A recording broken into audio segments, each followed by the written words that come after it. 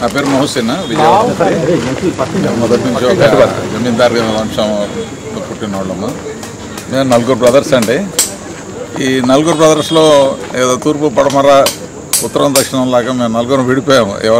మేము ఈ ఆధ్యాత్మిక దీంట్లో ఈ సూఫీ తత్వంలోకి వచ్చాము. నా వరకు నాకు తెలిసి ఒక 6-7 సంవత్సరాల నుంచి బాబా గారిని నేను ఖచ్చితంగా వస్తున్నాను. అన్ని కార్యాల్లో కూడా నేను నేను ఉన్నాను అన్నట్టుగా కొంత ఆయనకి చేదోడు వాదోడుగా ఉన్నాను. ఈ సందర్భంగా నాకు ఈ ఉరుసు మహోత్సవాల్లో ఒక ఊరేగింపు నిర్వహించే అవకాశం నాకు దక్కింది. ఈ ఊరేగింపులో మేము దాదాపు 25-30 గుర్రాలు బయట నుంచి తెప్పిస్తున్నాం. ఇవి మా సొంత గుర్రాలు కూడా ఉన్నాయి దీంట్లో. ఇవి తీసుకొచ్చి ఈ గంధం ఊరేగింపు నిర్వహిస్తూ ఉంటాం. ఈ ఊరేగింపులు ఈరోజు ఎంత ప్రాచుర్యం వచ్చిందంటే దీనికోసం కొన్ని వేరే ఊర్ల నుంచి కూడా వస్తున్నారు. ఇది చాలా హైలైట్గా ఉంటుంది, చాలా హైలైట్ అని ఎదిగింది ఇది. అయితే ఏ రోజు కూడా మళ్ళీ ఇక్కడ వంతెన కారణంగా ఏంటంటే ఈ పైకి మేము ఎప్పుడు తీసుకెళ్ళలేదు. ఇవాళ ఫస్ట్ టైం నాకు తెలిసి ఒక 40-50 సంవత్సరాల్లో ఫస్ట్ టైం గుర్రాల్లోనికి వెళ్ళాయి దర్గా లోపలికి. ఇవాళ మా మినిస్టర్ గారు వచ్చారు. ఇదంతే. అయితే దర్గా గురించి నేను చెప్పేది ఏంటంటే చాలామందికి తెలియకపోవచ్చు, కానీ ఇది ఒక్కసారి దీని గురించి వాళ్ళు ఇది మేము అనుకున్నది జరిగింది అని ఊహించుకుంటే ఈ దర్గాకి ఖచ్చితంగా వస్తూనే ఉంటారు. ఎలాగంటే అండి, నా కూతురు పెళ్లి విషయంలోనే కొన్ని అవాంతరాలు వచ్చాయి. ఆ తర్వాత బాబా గారు వచ్చారు, దాన్ని మొత్తం ఇది చేశారు. వాళ్ళు ఏంటంటే మాలో కొంతమంది ఇటు సూఫీ తత్వం వైపు ఉంటారండి, ఇటు దర్గాలకి వ్యతిరేకించే వాళ్ళు ఉన్నారు. ఈ దర్గాలకు వ్యతిరేకించే వాళ్ళు ఏం చేస్తారు, వాళ్ళ వరకు వెళ్ళకుండా ఉంటే పర్లేదు, కానీ వేరే వాళ్ళని కూడా ఎంకరేజ్ చేస్తారు. మీరు వాళ్ళతో తప్పు చేస్తున్నారు, ఇదేదో మహాపాపం చేస్తున్నారు అన్నట్టు ఉంటుంది. అంటే ఆధ్యాత్మిక ఉన్న తర్వాత రకరకాలుగా ఉంటుందండి. ఇవాళ బాబా గారు కుల మతాలకు అతీతంగా మొన్న అందరూ అయ్యప్పలకి పిలిచి భోజనాలు పెట్టారు.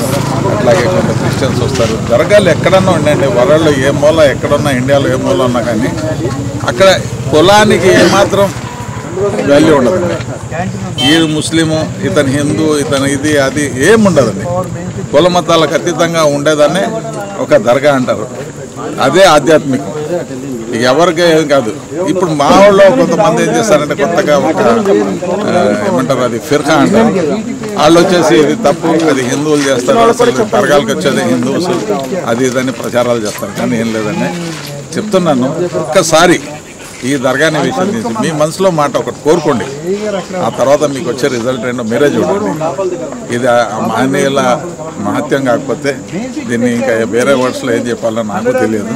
కానీ నేను అనుకుంటున్నానండి, చాలామంది వస్తున్నారు కాబట్టి వాళ్ళు ఏదో కోరుకుంటున్నారు, జరుగుతున్నాయి. 80% జనాలు వాళ్ళు మాకు మంచి జరిగిందనే చెప్తున్నారు. ఇంకా మిగతాది ఏం లేదండి. ఇవాళ రోజు ఇది డెవలప్ అవుతానే ఉంది, జనాలు పెరుగుతూనే ఉన్నారు.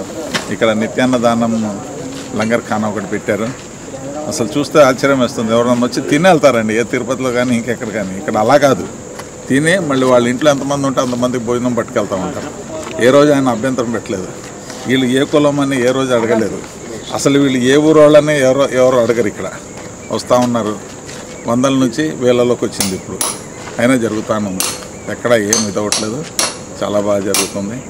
ఈ నా వాయిస్ ఎవరన్నా విన్నవాళ్ళు నిజంగా మేము ఒకసారి విజిట్ చేయాలనుకుంటే నేను మీకు ఒకటే చెప్తున్నానండి, మీరు వచ్చి ఎవరో చెప్పడం కాదు, మీరు వచ్చి మీ పర్సనల్గా ఒకసారి దీన్ని ఊహించుకుని మీరు ఏం దీనివల్ల పొందుతున్నారనేది తీసుకోండి.